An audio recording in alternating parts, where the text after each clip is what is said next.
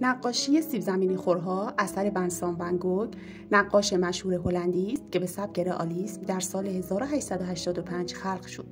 این نقاشی اولین تلاش هنرمند برای اثبات و معرفی خود به جامعه هنری بوده است. او این نقاشی را به پاس قدردانی از تلاش‌ها و حمایت‌های برادرش تئو به او هدیه داد. در این نقاشی 5 نفر را سر یک میز می‌بینیم. زنی که در تصویر مرکزیت دارد و مشغول ریختن قهوه است. سر او پایین است ولی نگاه 2 نفر را به خود کشانده است. در نگاه این افراد حسی توأم با نگرانی و تسلی وجود دارد. آنها در کنار یکدیگرند و همه فقیر ولی با دستان خالی باز هم نگران یکدیگرند.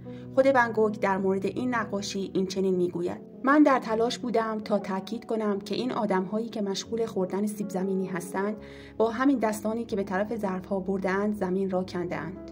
این نقاشی امروزه در موزه ون گوگ در شهر آمستردام کشور هلند نگهداری می‌شود.